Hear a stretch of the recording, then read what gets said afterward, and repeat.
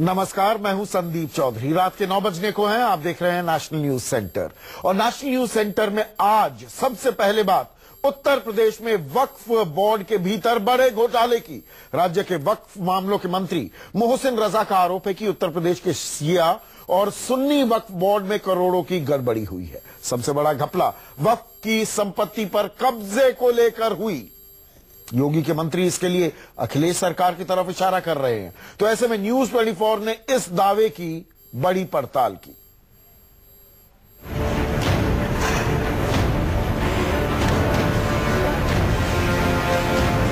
आप क्या करते हैं सरकार? कहां पे अभी तक आपने कितने लोगों को कहां गए सेशन पे, आपने कहां किया? सुन्नी वक्फ बोर्ड के दफ्तर के कैंपस में खड़े एक पुरानी कार के अंदर फाइलों का अंबार और इसके अंदर मिली कई अधजली फाइलें और मच गया बवाल। ये कार में रिकॉर्ड रखे हैं। अब आप देखिए, ये देखिए, ये रिकॉर्ड कार में है। ये देखिए जरा, देखिए आके इधर आइए। यहाँ योगी सरकार के मंत्री अचानक आधमके थे। सुन्नी वक्फ बोर्ड का जायजा लेना। योगी के अल्पसंख्यक कल्याण मंत्री को शक कि वक्फ बोर्ड में घोटाले की फाइलों को ठिकाने लगाने की साजिश रची गई थी। आरोप ये लगाया जा रहा है कि सुन्नी वक्फ बोर्ड की बहुत सारे अहम कागज इस गाड़ी में मौजूद थे। वो काफी आधे जले हुए थे, आधे भीगे हुए थे। हालांकि अब इस पूरे मामले की जांच की जा रही है, लेकिन आधिकारिक तौर पर सुन्नी वक्फ बोर्ड की तरफ से कोई बयान अभी तक सामने नहीं आया। लेकिन इतना जरूर कहा जा रहा है कि 2 साल पहले सुन्नी वक्फ बोर्ड के इस दफ्तर में आग लग गई थी, जिसके बाद काफी सारे कागज जल भी गए थे, लेकिन वो वक्फ की प्रॉपर्टी के कोई कागजात नहीं थे। फिलहाल पूरा मामला अब जांच के घेरे में है, चूंकि खुद जो विभाग के मंत्री हैं मोहसिन रजा, उन्होंने इस पूरे मामले में जांच कराने की बात कही है। हालांकि जो एफआईआर है वो अभी तक विभाग की तरफ से नहीं लिखवाई। अब ये समझिए कि यूपी वक्फ बोर्ड की आर्थिक हैसियत क्या है। यूपी के सुन्नी वक्फ बोर्ड के पास 1,24,000 से ज्यादा वक्फ प्रॉपर्टी है। बड़े बड़े शहरों में वक्फ बोर्ड के पास सैकड़ों एकड़ जमीन है। इसकी कीमत करोड़ों में है, लेकिन इससे होने वाली आमदनी का हिसाब किताब दुरुस्त नहीं है। इसी से शक गहरा जाता है। यूपी में सुन्नी के साथ ही शिया वक्फ बोर्ड भी है। शिया वक्फ बोर्ड में 7,500 रजिस्टर्ड वक्फ हैं, जिसके तहत 50,000 वक्फ प्रॉपर्टी है। इनकी कीमत भी सैकड़ों करोड़ में है, लेकिन इससे होने वाली सालाना कमाई का भी पुख्ता हिसाब किताब नहीं।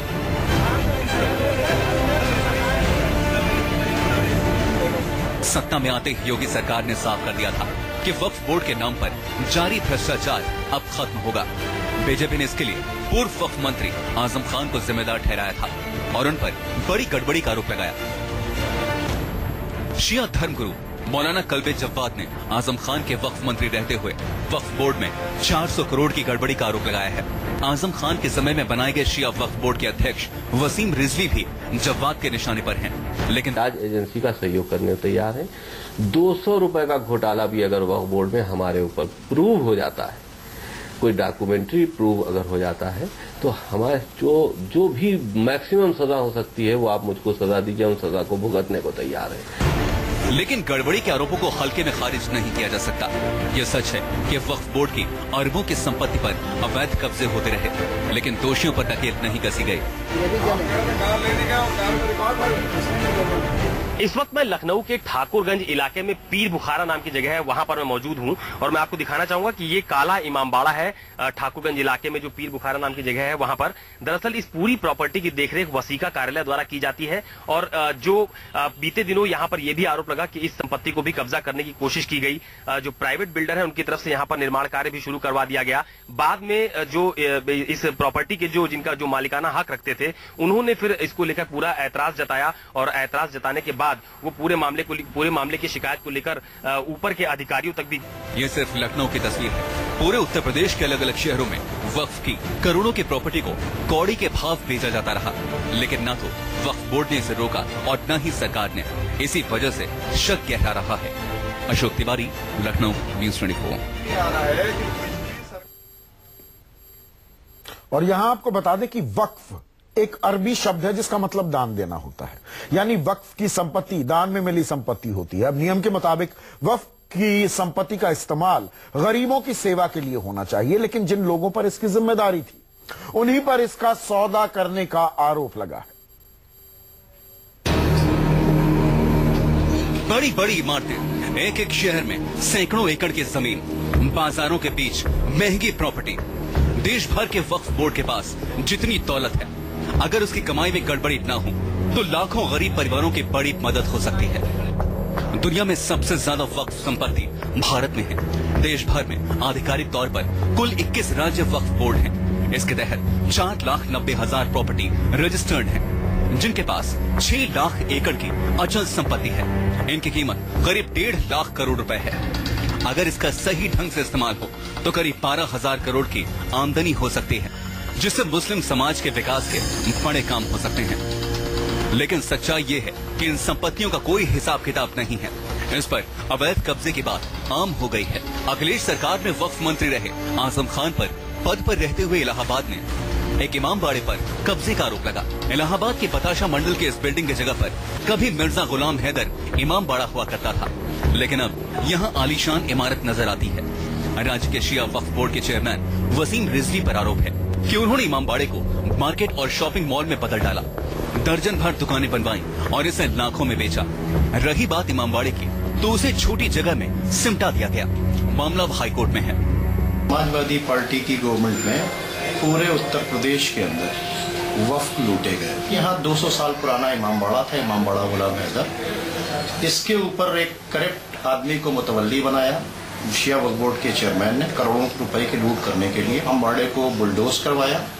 4 माला यहाँ के ऊपर उसकी जगह पर कमर्शियल कॉम्प्लेक्स खड़ा करने की कोशिश की। पिछले साल इस पर खूब बवाल हुआ था। वक्फ संपत्ति को व्यावसायिक फायदे के लिए इस्तेमाल नहीं किया जा सकता, लेकिन इसकी किसी को परवाह नहीं।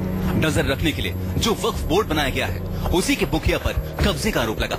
हालांकि बचाव में दी जाने वाली दलील भी गजब की है।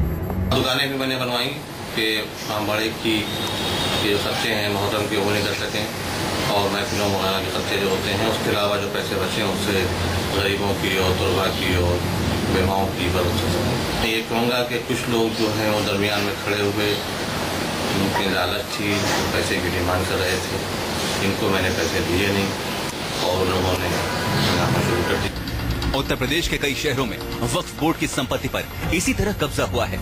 अब इसकी जांच की उल्टी गिनती शुरू हो गई है। योगी सरकार ने साफ कर दिया है कि अब एक एक गड़बड़ी का हिसाब वसूला जाएगा। इलाहाबाद से पंकज के साथ अशोक तिवारी, लखनऊ, न्यूज़ 24।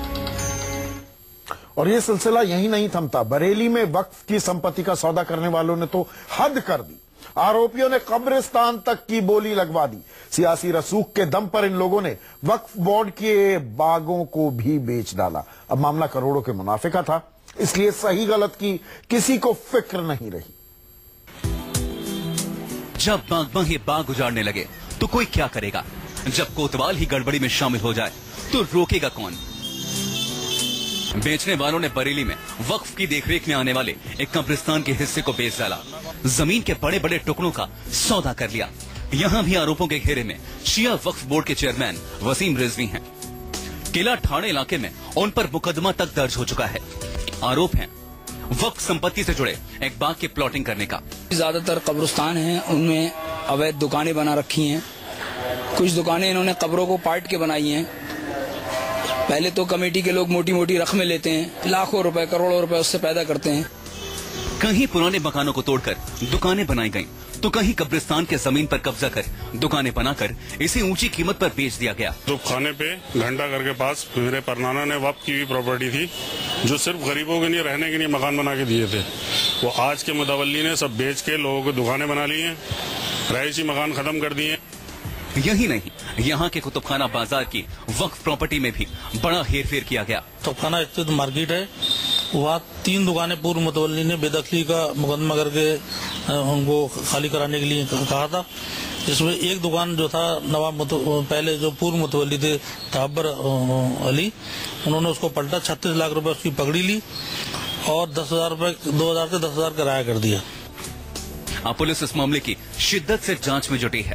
चेयरमैन वक्फ बोर्ड वसीम रिजवी और उनके 4 साथी नाजिम हुसैन, कमर हुसैन, मोहम्मद अस्करी और मुमताज हुसैन के खिलाफ वक्फ की तमाम संपत्तियां जो कि कुतुब खाने में, जैसे कि 3 दुकानें हैं, स्वाले नगर में कोई बाग है जिसका इनको कहना है कि पेड़ कटवा दिए गए, और हुमा मार्केट में एक दुकान बेच दी गई। और ये कार्रवाई करके इन्होंने फ्रॉड किया है, क्योंकि वक्फ की संपत्ति जो है वो बेची नहीं जा सकती। बरेली में वक्फ बोर्ड की दर्जनों बड़ी इमारतें हैं, सैकड़ों एकड़ जमीन है, लेकिन कोई प्रॉपर्टी ऐसी नहीं जहां गड़बड़ी की शिकायत ना हो। नीरज आनंद, बरेली, न्यूज़ 24। तो आपने देखा कैसे उत्तर प्रदेश में दान दी गई जमीन, दान दी गई संपत्ति के दाम लग रहे थे।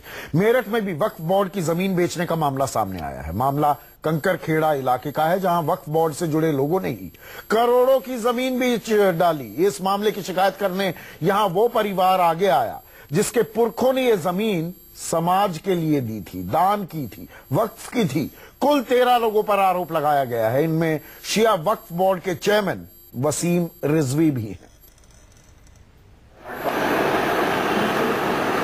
आजम खां और वक्फ बोर्ड के वसीम रिजवी चेयरमैन ने साठगांठ करके जिया अब्बास को मुतवल्ली बना दिया। वो माफिया सड़क बना रहे थे, खंबे लगा रहे थे। उस दौरान एडीएम सदर जांच कर रहे थे। जिया अब्बास ने 15/4/17 को बेनामा कर दिया है।